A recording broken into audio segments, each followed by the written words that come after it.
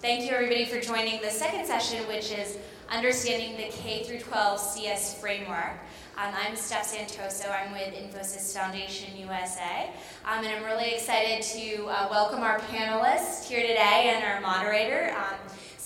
Moderating this session is Yongpradit with Code.org. Pat is the Chief Academic Officer for Code.org and is dedicated to promoting CS education. I think Code.org is no stranger to this space, of course. And as a national voice on K-12 CS education, Pat is just really excited about bringing CS opportunities to every school across the country. We also have joining with us Mehran, and Mehran Sahami is from Stanford. Mehran is a professor of CS, and he's been at Stanford since 2007. Previously, prior to teaching full-time, Mehran lectured at Stanford and was a full-time research scientist at Google. His research interests include CS education, machine learning, and information retrieval on the web. And then we also have with us Maya Israel from the University of Illinois-Urbana, Champaign. And Maya is an assistant professor of special education at the University of Illinois. Her primary areas of specialization include supporting students' meaningful access to STEM learning with an emphasis on computational thinking and computer programming. And we also have Bryan Twarek. Did I pronounce that right? Nailed it. All right. And Bryan is with the San Francisco Unified School District. So Bryan is a teacher here in the city, and he's working on integrating technology into K-12 classrooms, really to think about personalizing students' learning, maximizing efficiency, and teaching 21st century skills. And we also have Jennifer Rosato from the College of St. Scholastica. And Jennifer is an assistant professor of computer information systems working on teacher preparation for computer science. And I will go ahead and hand it off to Pat. Good morning, folks. Good morning. Before I begin, I'd like to acknowledge some of the folks in the crowd who also worked on the framework in some way. We have Mark Nelson from the CSTA, who served on the steering committee, and Leanne DeLizer right there in the front row, who was one of the 27 writers. There were 27 writers and 25 advisors. A number of those folks were actually in the room right before this, and they're not in the room now because they've heard enough about the framework. So if you're interested in talking about the framework, you can talk to any of us up here later on, but you can also talk to Helen Hugh, who's here. So all these people are actually here at the conference. Helen Hugh, Sheena Vaidyanathan, Dave Reed, Jill Denner, Shuji Grover, Amanda Dav. They were all advisors to the framework. We have other writers to the framework as well. Todd Lash, Hal Speed, who was on the panel right before this. Bryan was a writer, Maya was a writer, and Anthony Owen from Arkansas, he was a writer as well. And then in terms of other steering committee members, we have Cameron Wilson from Code.org. He's floating around here right now, as well as some people from the National Math and Science Initiative and the Cyber Innovation Center. So, the first thing I'd like to say is this was a very large community effort, as you can see. And the reason why there is a framework is because of what you saw in the previous panel. So the previous panel, if you didn't get to see it, was about the national CS education landscape. And Cameron opened up by talking about the number of states who are moving on computer science in some substantive way compared to previous years. And it's a big, huge sea change in terms of interest and action, real action at the national level in all these different states. So why the framework? Well, a lot of these states got interested in computer science, but they were all asking the same kind of questions. So really, what is computer science? What's K-12 computer science? What does it look like as a course pathway? How do we PD these teachers? Just where is the playbook for computer science? And so thus was born the K-12 Computer Science Framework Project. 14 states plus 4 large school districts, including New York City, San Francisco, some very other large, Chicago public schools. These were some of the districts that were involved in the framework as well. So again, it was a large community effort. I could talk a lot more about it, but I'm actually going to show a quick video featuring some of the people in this room. talking about the framework. And if you see me in the video with the same shirt, just know that this just happens to be my favorite shirt. And so a third of the time when I show this video, I'm wearing this shirt. And I keep on forgetting. If I remember that I'm going to show the video, I'm not going to wear the shirt. But it wasn't on purpose. It's just my favorite shirt. Let's show that video. Good shirt, Pat. Thanks.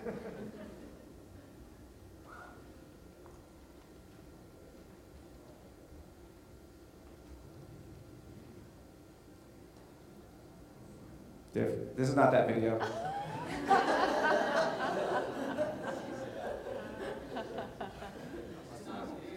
No, this is not the video. It's the K-12 CS framework video. All right, no problem. Okay, just imagine me with this shirt talking about the framework. So, I gave you the background. The vision of the framework is just what should every student know and do in computer science by the time they leave their K-12 experience. What is the minimum baseline expectation foundation in computer science? And the framework is a high-level guide, not just for the development of standards, but also to guide professional development programs, teacher prep programs, that's what Jen's going to talk about, and lots of other things in computer science. So it's much more than just a document about what should kids learn in computer science. And who made it? I talked about the 27 writers and the 25 advisors. There was a review. There were 3 review periods that were national review periods, open to the public, and many different organizations ended up reviewing the framework and then finally endorsing the framework, including industry partners like Google, Amazon, Microsoft, Apple, other industry partners, and large education organizations like the Southern Regional Education Board, the New York City Department of Education, the College Board, etc. So we're going to just jump right into this. And the panelists were introduced by Stephanie, but I'm going to have them introduce themselves just one more time with their name, but also explain to the crowd where their expertise lies in. Because I know that this conference is all about connecting and networking with folks. So you should know that we have folks who are obviously involved in the framework, but they themselves are experts in their own field. So I want them to talk a little bit about just what they're expert in, as well as introduce themselves. So I'm going to start with Maya. Maya, if you could introduce yourself, talk a little bit about where your expertise lies, and also talk about how the framework addresses the vision of CS for all students. Great, thanks. So I'm Maya Israel. I'm an associate professor at the University of Illinois in Urbana, Champaign. I'm actually a special education faculty. I was a special ed teacher. And my area and the work that I've been doing has been really focused on how do we address the needs of kids at risk for academic failure? How do we address the needs of kids with disabilities in this environment of computer science for all? So we have a couple of STEM C projects, we have some work that we're doing with the state, and all of this work really is focused on, when Pat is talking about what every student should know, really thinking about what that means, and thinking about it from the perspective of the students who are typically disenfranchised from this conversation. And so when Pat asked me to think about how does the framework address CS for all, my lens is really about those kids who typically don't find school a friendly place, those students who find the curriculum to be disabling. And so we think about what is it that we can make and do to CS education to not follow that same path of failing students. So when the framework was developed, and I'm on the framework team, I was on the practices writing team, a major piece that went into the entire development, and not just the practices, is this idea of what is it that we want all students to be able to do. The very first practice is about fostering an inclusive computing environment. And the reason that we did that is because we recognize that this isn't something that's just going to happen naturally. we need to make sure that we're teaching children how to do that. We need to make sure that teachers understand and have the tools to be able to do so, so that throughout K-12 and by the time they graduate, they're able to do things such as understand the needs of diverse learners as they're creating computational artifacts, that they're bringing in diverse perspectives so that the computational tools that they're developing and the technologies that they're thinking about developing in the future are more inclusive. And so an example of this, and if we're thinking about the practices in practice, we were in classrooms doing observations in elementary schools where students were demonstrating their mathematical understanding in Scratch. So they're creating story problems of fractional parts, and they were talking to their peers about these. So this one young man had this really great product. He had been working on it for a long time. This is a kid whose teacher was saying he was incredibly math phobic, but here he is in Scratch demonstrating whatever it is that he's able to do. And he got up in front of his peers, and it took him a really long time to explain what he was developing. And he knew he had something important to say, and he was really proud of what he had developed. And his entire class was patient and listening and giving him the space that he needed in order to do that. And then they asked him really thoughtful questions that he was able to answer in his own way. And what came about that as we were watching this is that this teacher very purposefully developed an environment where this child felt safe. And then he was able to demonstrate his own learning and his own creativity. And it was a perfect example of how this practice looked. It was deliberate, right? So what was happening in that classroom allowed the student the strength to be able to put himself out there. And so the reason that I think this is important isn't just because of that one kid in that one classroom. It's that if we think about promoting an inclusive computing environment where all kids are able to demonstrate their creativity, we're opening the space for creative problem solving for all kids. So that's really what it's all about. Thank you, Maya. And we're going to hear much more from Maya later on. And so save those questions. We're going to get to them very soon. Next, we have Bryan Twarek, and Bryan's going to talk a little bit again about his expertise and where it lies. He's also going to answer the question how the framework informs standard development generally, and then also talk about his experience with the CSTA standards work. You ready? I'm ready for it. Well, hello. I'm excited to be here. I am Bryan Twarek of BT again, and I manage computer science education for the San Francisco Unified School District. We're working to create a coherent progression across all grade levels for all students, and we're going to phase that in. So that's my day job. As my side hustle, I get to work on some other cool projects. So I'm going to focus on standards. So I think of a kind of hierarchical relationship between the framework, standards, and curriculum. Because the curriculum is what teachers actually implement and like the way that they achieve learning outcomes. But the learning outcomes that they're reaching for are the standards. And those are measurable statements. And related to the framework, those include both concepts and practices that are like married together. So in one statement, there's at least one practice and one concept. So the practice is like the doing aspect. It's the verbiage. And the concept is the content knowledge that is like baked in that. So students are applying through the practice some content knowledge, the concept. And so at the top level is the framework, which is like the vision for what students will learn. It is the high level set of both knowledge and skills that students will attain, and it can be achieved in many different ways. So as you kind of go down to like implementation level, you can achieve those like high level parts in many different ways. And so at the same level, you can arrange those pieces, the practices and the concepts, in different ways to make standards, and those standards can be achieved in different ways through different curricula and different lessons. So I served on both the framework writing group as well as the Computer Science Teachers Association Standards Task Force. And About half of the CSTA Standards Writing Committee was also on the Framework Development Committee, and that was a purposeful choice between the two groups to make sure that there was consistency among the documents. The CSTA standards will be released this July in their revised format, and they will show a tight alignment to the framework.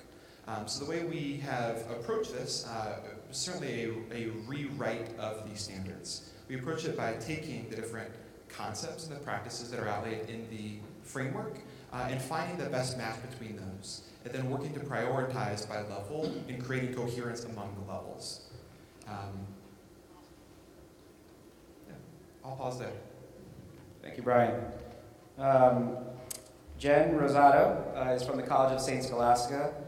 And Jen, other than talking about your experience with teacher preparation, computer science teacher preparation, and for Jen, what you all need to realize is there are very few professors in our space who are focused on the pre-service, in-service space at schools of ed.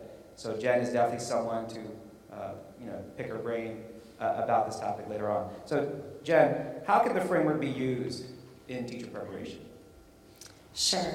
So just to clarify, I am in the computer science department, but I work very closely with our School of Education. So I don't come from a traditional education background, and so a lot of learning about, what does a methods class look like and things like that is new to me, and I pick the brains of any education folks I can find. So I'm happy to chat with anybody about those kinds of pieces. So at St. Scholastica, we have two initiatives going on right now. We have a graduate certificate in computer science education, and then we have a pre-service program that we're starting as well. So those are the two places that I'll kind of talk about what we're looking at using the framework with.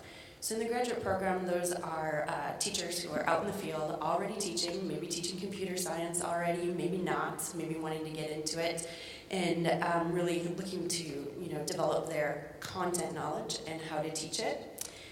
In the pre-service area, those are all of our undergraduate students who are looking to become teachers, and all of them, no matter whether it's elementary, middle school, secondary teachers, whatever discipline, are going to get a grounding in computational thinking, as well as have an opportunity to do a minor in computer science education if they want to dive a little bit deeper. All right.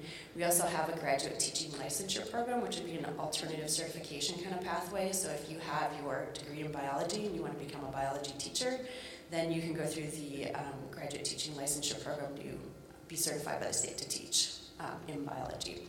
So at both of those levels, we are using the standards and the framework. You might think, like traditionally teachers, some of the things that we ask them to do are to develop curriculum units, and so they very definitely use these standards in terms of whatever they develop, they're aligning it with the standards.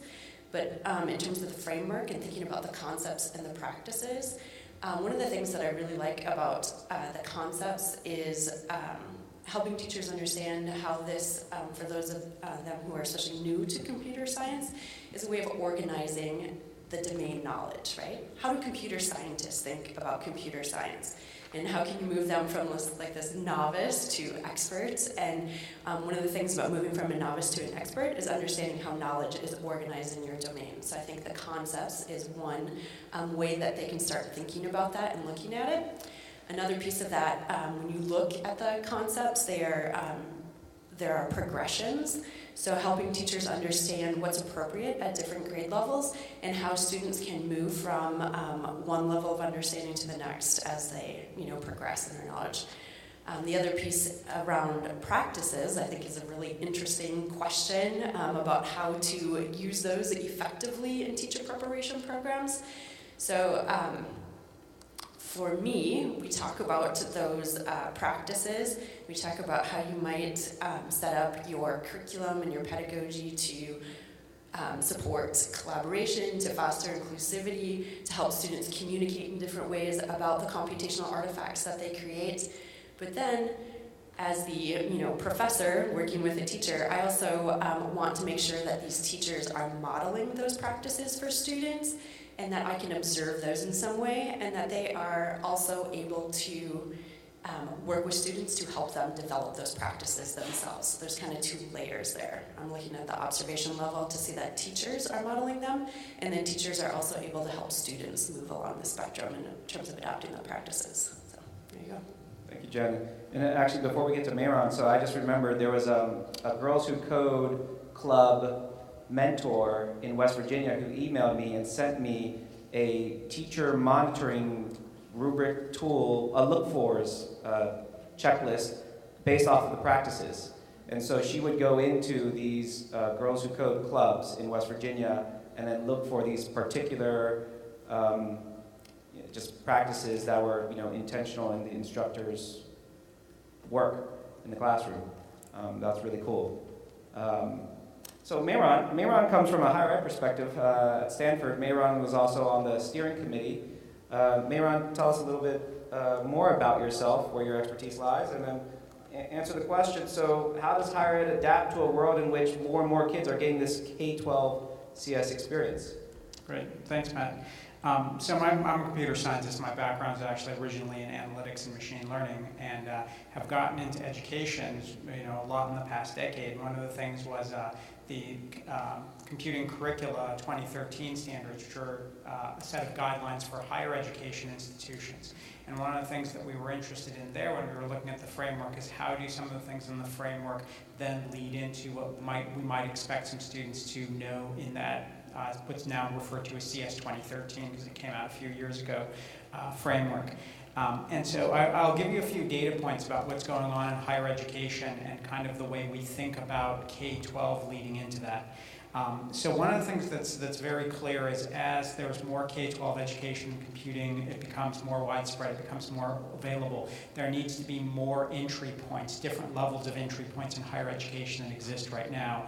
And probably the best analogy to that is mathematics. Mathematics education has existed for a long time. As a result, colleges have multiple levels that students can slot in, coming in from math, from remediation to more advanced classes and all the way through. Computing does not, in most places, have that level of diversity. And so that's one of the things we need that creates some challenges for the way higher education needs to evolve. What that also means is that once students get there, they need to have multiple pathways to think about computing. Currently, most places have one pathway, which is a degree in computer science or computer engineering.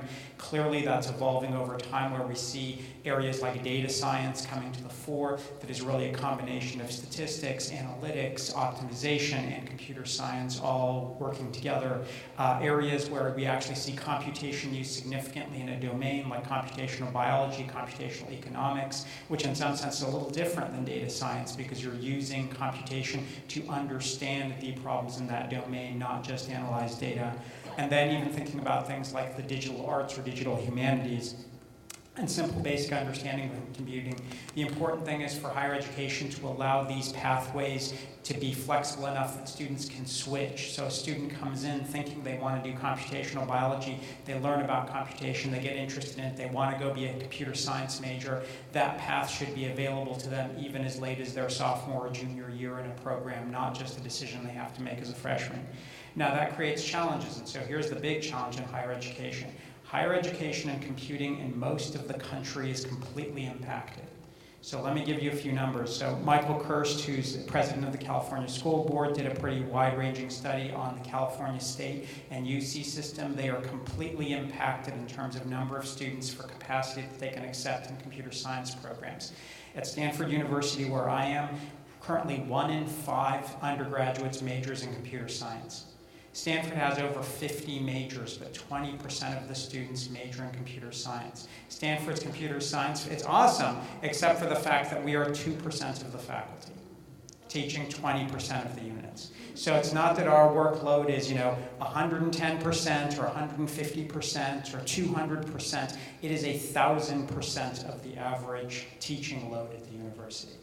And so what that means, it creates challenges for students coming in through a K-12 pipeline to have sufficient capacity in higher ed, and that's one of the things we need to work on. We need more certification programs to get more teachers in higher ed. We need more people completing PhDs and going on to teaching in higher ed, but we also need to think about more flexible ways to create that pipeline so students have something to do with these computing skills in higher ed when they get there.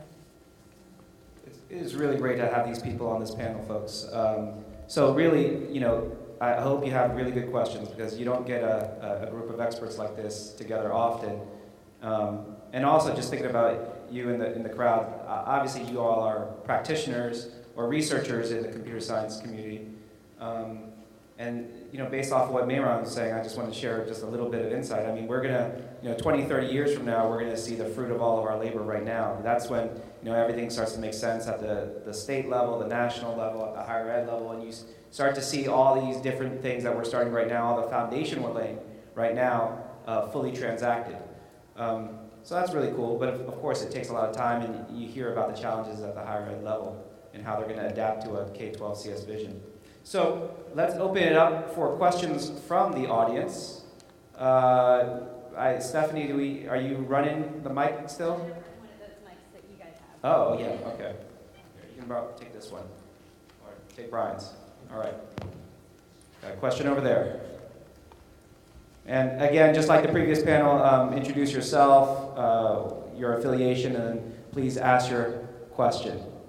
My name is Jackie Weber. I'm the Director of Math and Computer Science in the Boulder Valley School District in Boulder, Colorado. And Colorado has just started to accept CS and so forth like that. So we're working on creating the state standards, which I assume we're actually just going to adopt these. So one of the things that we're working on as a state is a curated list of developmentally appropriate curricular resources and things that our teachers can use. So even if they're educated, they tend to be making up their own stuff. So I'm just wondering if you know of any resources that are already out there that we could tap into, or if there's something that's available to kind of help us with that work. So I'm gonna, because I'm the moderator and I know folks in the audience, I'm actually gonna pass this to a non-panelist. Leanne, you know I was probably gonna holler at you. Leanne, I want you to introduce yourself and answer that question, then I'll pass it back to our panelists to answer that question as well. Hi. Can you guys all hear me? Yep, thanks. Hi, I'm Leanne DeLizer. I'm the chair of the CS for All Consortium. And our members list is exactly what you're looking for. So csforall.org. I have awesome stickers if you want to come and grab one from me. And we are a consortium approach to computer science for all. So we have members who are school districts like yourself, as well as content providers. I see raise your hand if you're a member of the consortium. So we have a number of members here in the room, and we provide a way to connect the community together through community calls and also through our website to help share things with teachers, so they only have to go to one place to find everything. Maya? In fact, when I heard your question, I was thinking we need to punt this to Leanne. So I think that would be the answer that all of us would give. The other thing I would think about that, especially if you're thinking K-12, is to take those resources that are available, but really think about it from the perspective of from access. So there's some curricula that are more accessible than others. For example, if you have students who are blind or have low vision, there are curricula and there are programming languages such as Quorum for that. If you're thinking about all kids, you want to have multiple pathways, you want to have different options, and so that flexibility in the curriculum is something you also ought to be thinking about as well. I don't know if you want to add more, because you guys can bring somebody sort of the stage. I would just say this is something that, as I work with teachers in our graduate program, that they really struggle with is where to go to find those resources. And I think the CS for All place is a great place to start, but it needs, it's still in the process of being built up, so not everything is there yet, but I think that is going to be the place to go. And if you can tap into your experienced CS teachers like Bryan, who have been out there and tried and explored lots of curricula, then you're going to get some insight and knowledge from them too. Yeah. And the thing I'll add is that no matter the selections that you make, I think a very critical part is bringing teachers together on an ongoing basis, because the adaptations at the local level and ongoing professional learning communities is key. So even though we do some selection of curriculum at the district level, it's really the teachers who make it work with one another. Yeah, so, talking about the framework, so how does the framework inform curriculum selection or even curriculum development? If you have the framework, on page 152 in chapter 8, it talks about considerations for curriculum alignment, and it specifically calls out the idea of selecting socially relevant and culturally situated curricula. So this is not anything new to the idea of curricula in general in education, but in computer science it's very important, and luckily there's been good work done by a number of groups in that area. So Chapter 8 of the framework will help you out, and then Code.org also has a third-party resources page that details all the different curriculum and professional development providers that we recommend. And that's available at Code.org. Other questions from the audience?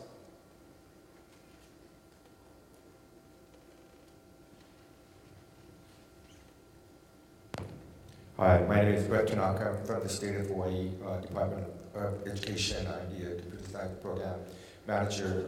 My question regarding the framework is we have been trying to study it and apply it to our efforts to formalize our programs. One of the questions I had is, with respect to the 5 core concept areas, we are trying to make sure we understand it. Is it such that with respect to the definition of computer science, or would it be trying to cover all the different areas that are involved in computer science, meaning that are we talking about databases, networking, cybersecurity, computer fundamentals, digital citizenship, all of that into that full spectrum, or would it such be we could start with one area and maybe add on, the other area? Panelists? Okay. Computer science should be broad at the K-12 level. I think it's important that students develop a foundation in all of those areas, and that it's not that we don't select a subset of that. I think for a long time, computer science has been focused only on programming, and it's gone in waves, but the idea of the concepts is that all 5 are key components to be studied at every level. So I think that in phasing in, it's important to have all 5 of those core concepts at every level, and then to deepen understanding as one goes up. I should also add that those core concepts aren't necessarily meant to be equal in weight either. We didn't specify that. You'll notice there are a different number of concept statements under the different core concept buckets, but those are all critical elements. The only other thing I would add to that is that as this was developed, the entire time we were saying this is not a static document. And so with continued research and continued implementation, we're going to learn a whole lot in terms of where some of the gaps are that we missed.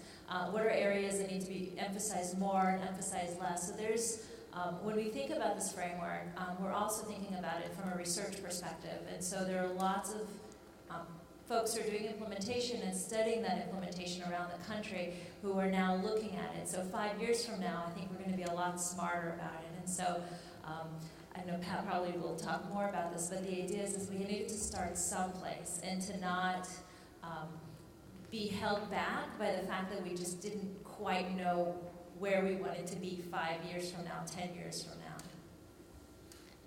Something just to add real briefly to that is to also think about, real problem-driven understanding of the topics, right? So a lot of times we think about developing curriculum as the notion of what do you want the students to be able to do? What are the big kind of problems that they want to be able to think about solving? And then when you work back from that, what are the things that are really essential for them to know? Those would be some of the core concept topics that you want to put in there and think about the things they're practicing. And then in some sense, what are the accidental technologies, right? What are all these other things that are the details that they don't need to know? And to the extent that there can be scaffolding for some of those things to actually help them learn the core concepts without having to worry about the multitude of details that often comes up in CS, can really help focus them on what are the key learning experiences to have and feel like they're solving a real problem. And Brett, so you mentioned database administration, networking, digital citizenship, and all these things. I mean, there are a number of states who've basically put all these things together. So, Arkansas was mentioned before. Arkansas has set up K-12 standards that actually marries the vocational CTE side of computer science with the academic side. So they're actually one and the same. So these students get an experience in all of those different topics, including digital citizenship. South Carolina was mentioned on the previous panel. South Carolina just got their K through 8 standards approved. They'd already finished them a while ago, but standards go through an approval process. Those K through 8 standards include a lot of digital literacy at the K through 2 and 3 to 5 level. I think the same goes with the Massachusetts approach as well.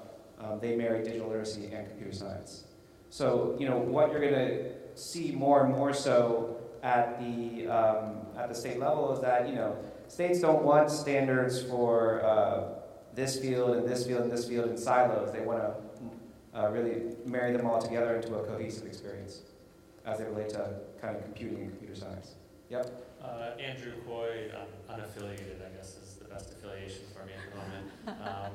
My question, though, is, so this conversation has been happening for a little while, but what group or groups are not yet fully engaged in this conversation? Who should, if we all left here and talked to 5 people, how should we break down those 5 people that we talked to? What types of people should we be talking to say, pay attention?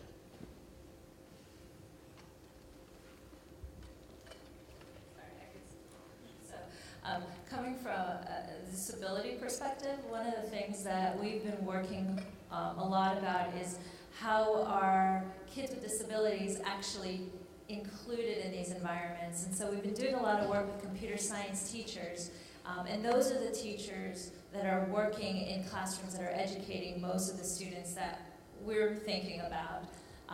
Special ed teachers don't have this at all on their radar.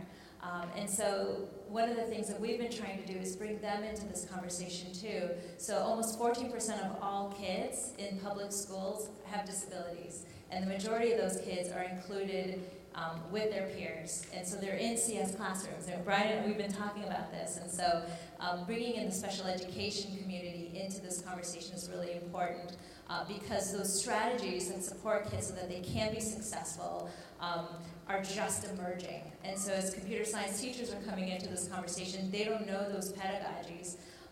And special educators don't know the content. And so we're having to do a lot of communication. My guess is that if you think about the English language learner community, it's going to be the same thing there as well. And so thinking about inclusive education really broadly is something that we've been really working on. And I think it's to Pat's credit to bring in a real diverse group into the framework writers to try to include as many of those voices as possible is important, but we're still a long way in a lot of those areas. I'll give two groups. One is schools of education, not only for the pre-service teaching, but also I think we need to start studying what does high quality computer science education look like. Because we're at the access level, but we're not yet at the achievement for all level, nor super high quality. And so I think we need to study that, and we already have people who know how to do this. They're just not looking at computer science education in mass yet. My second group is informal education organizations. As a district person, it's hard to coordinate all of the folks who are doing awesome work outside of schools, or even in schools, but outside of the school day.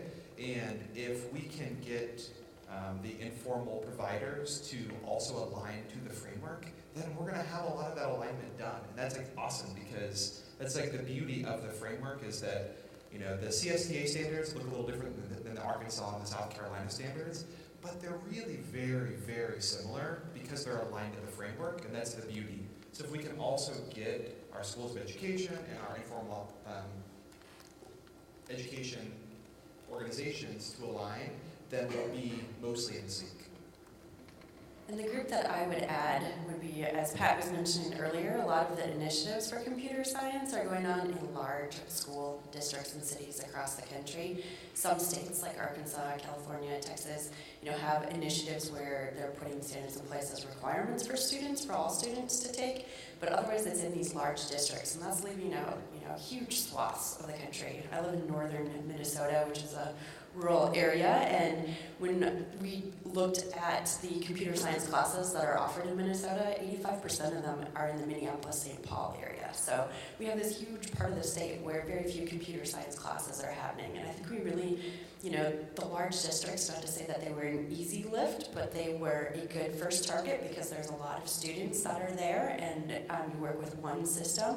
But we need to start reaching out to all these other rural districts, smaller districts, and figuring out, is the curriculum that's been developed and tested with the large school districts going to work with these smaller ones? What are the unique considerations that these teachers who are teaching biology, chemistry, computer science, the media class, can they handle it?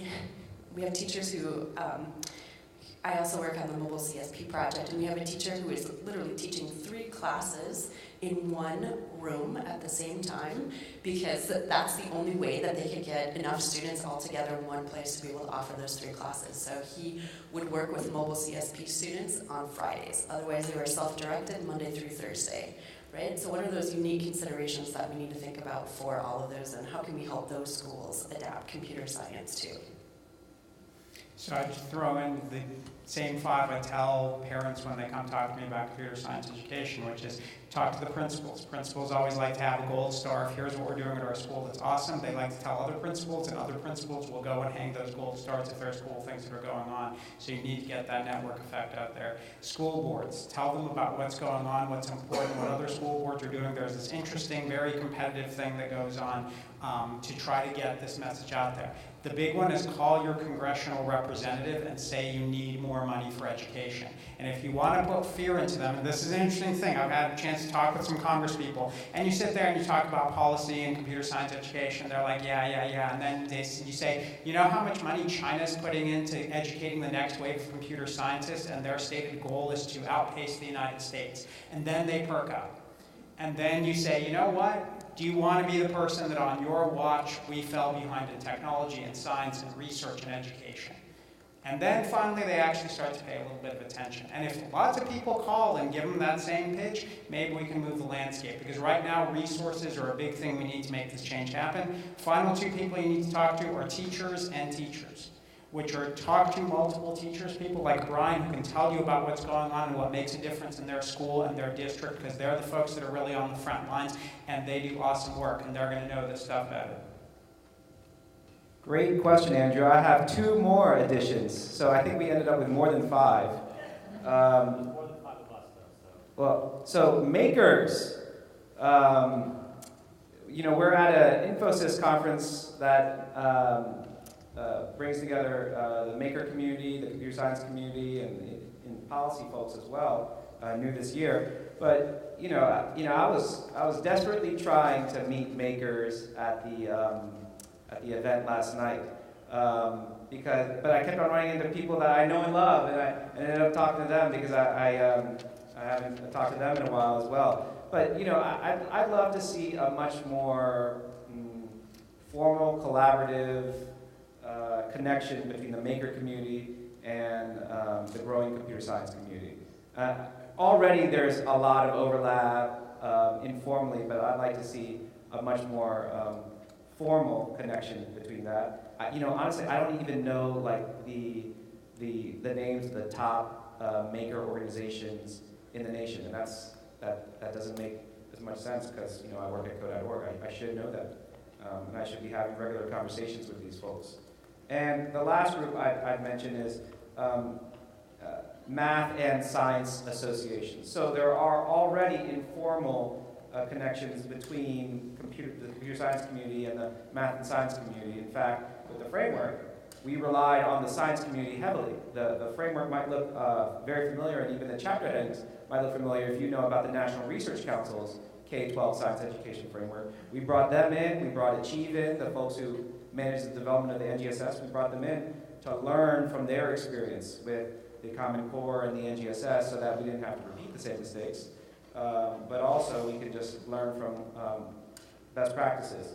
So that was a little bit of a formal connection, but I'd like to see a lot more formal connections. So, and by the way, computer science folks, when I go to math and science workshops, they're very curious about this computer science phenomenon. A lot of them kind of dabble in it in some way already anyway, and they're actually not really as turfy as I would expect.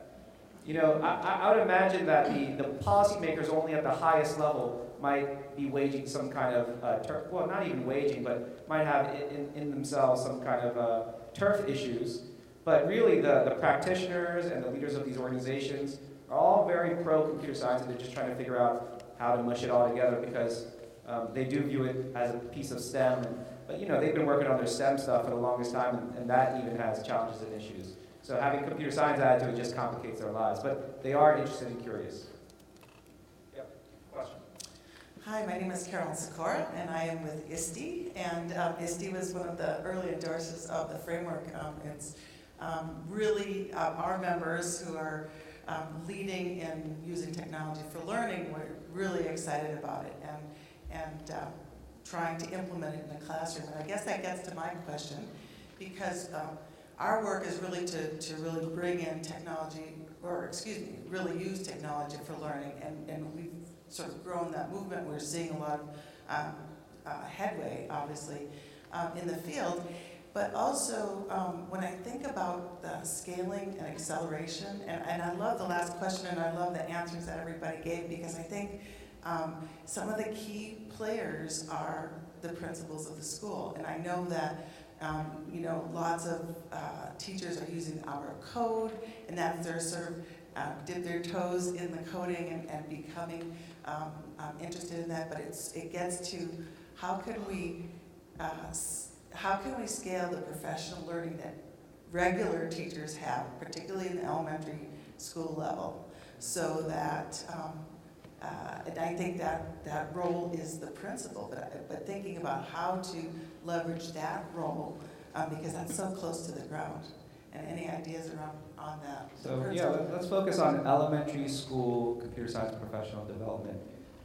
There are a number of people here who do that type of work. I'll start off by saying it's amazing how much elementary school teachers are interested in teaching computer science. You think that they're some of the busiest folks in K-12 education, and yet they are the ones who are like, wow, this is so much fun. We don't want to be left out. How do we teach computer science? So, panelists, what do you think? So one of our grants is around bringing computational thinking into mathematics education at the elementary level. And so what we found is that there's just no space, but teachers really want to make the space. And so somehow finding a way to integrate computing into the other content areas in a way that doesn't take away from those content areas is a difficult thing. The National Science Foundation is now investing in trying to figure this out. So there are projects all over the country that are doing that. So I would say that look at those projects to begin with.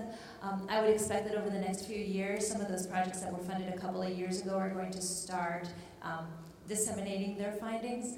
I would say that the biggest challenge is that we don't want to compete with other things like, okay, let's do computer science at the elementary level, so no art. But how can we bring computing into art, right? And the teachers will put their necks out there and try and do the professional development and grow their professional learning communities to do that. So I guess the first part, like I said, administrators get the principals on board, see if you can find space within the spaces that you already have, and not do the competition game as the beginning. I'll let the other folks add to that.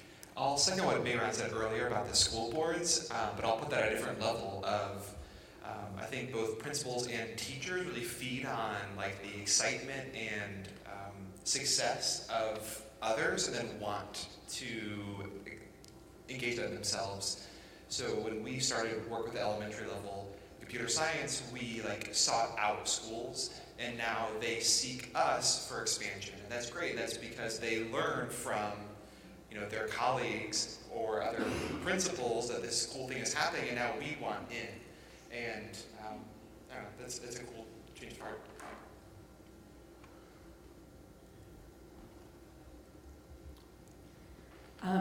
I would just second what Maya was saying in terms of when I work with teachers at the elementary level, we really try to focus on the integration pieces, because you don't want to drop the reading, writing, mathematics sort of piece for elementary students. And so I think integration is really key at that point.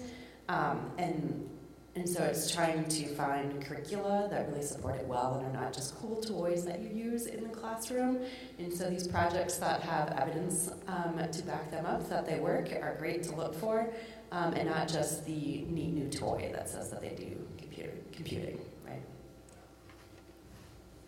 Okay, well, so I know a little bit about these NSF projects because I've been eagerly waiting for them to start churning out and sharing their results. So a project led by EDC and the Massachusetts Department of Education. They're going to be publishing these computational thinking, integrated computational thinking modules this summer.